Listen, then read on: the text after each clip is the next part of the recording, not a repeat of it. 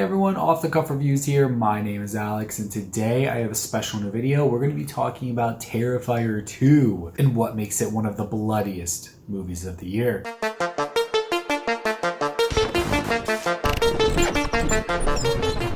Terrifier 2 is the sequel to Terrifier 1, and it was written and directed by Damien Leone. Damien Leone also did all of the visual and practical effects for the movie. The film stars Lauren Levera, David Howard Thornton, Elliot Fulham, Chris Jericho, and more. And the synopsis goes as follows. After being resurrected by a sinister entity, Art the Clown returns to the timid town of Miles County, where he targets a teenage girl and her younger brother on Halloween night. This movie's premise is not anything groundbreaking. We've obviously seen this before, like a very similar synopsis in a lot of other horror movies. It's pretty much like the same thing as what you would normally get in a slasher horror film. But what is great about this is the practical effects and the portrayal of Art the Clown by David Howard Thornton. And as of right now, this is pretty much like one of the scariest clowns that we have, one of the scariest original horror film characters that we have so far. It's definitely a throwback to older horror films where, you know, Halloween, Nightmare on Elm Street, ones that have like a central character like Jason or Michael Myers or Freddy Krueger. This is Art the Clown. And in similar fashion, he slaughters everybody in a very bloody way. And that's what we have come to love about slasher films, especially slasher films that come from Damien Leone. And if you guys are new to the Terrifier universe, there is obviously a Terrifier 1. This is Terrifier 2. Terrifier 1 is also great. But if you really want to get behind the lore of Art the Clown, you have to go back to the All Hallows Eve anthology films, because that's where Art the Clown makes his first appearance and then kind of got popular from that. Then they made Terrifier and everyone loved that. Then came in Terrifier 2. What is really cool about Terrifier 2's release, if you guys are unaware, is that it actually made a lot of money in the box office. And this movie was actually a movie that was crowdfunded, so the budget, which was actually about $250K, was mostly crowdfunded, which is really cool because not only was this movie crowdfunded and they actually delivered with a great film, and they really utilized the budget, but then this movie actually did so well at the box office. And even though I think it only made like $10 million at the box office, but that is a lot for this type of movie. This is an indie crowd-funded slasher film. This movie was probably not even going to go make it to the theaters.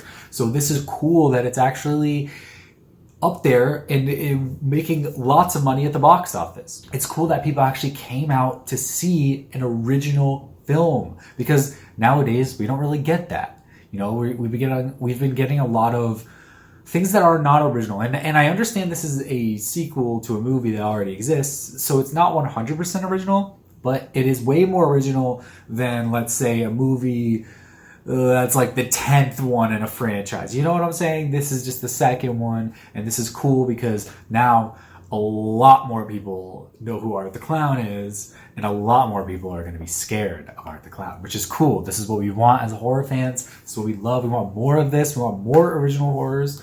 So pop them out, send them my way. I thought Lauren Levera was a huge standout in this. She did really great. I also thought Elliot Fulham did a really great job in this movie. And of course, the incomparable David Howard Thornton. I don't think anyone else can actually play Art the Clown. I know that in the original All Hallows Eve, there was a different actor that played Art the Clown, but David Howard Thornton is Art the Clown. He has embodied Art the Clown like no other, and this is his character. And I think it's really cool that the production company, which is Bloody Disgusting, decided to submit Terrifier 2 to the Oscars for, I think, effects, which is really cool. And even though, like, none of us are even anticipating them winning, even though they probably should, because they did a great job with the effects. I'm saying that they're probably not going to win because the Academy hates horror films, but I think it's just a cheeky little notion that they were like, hey, we did a really great job.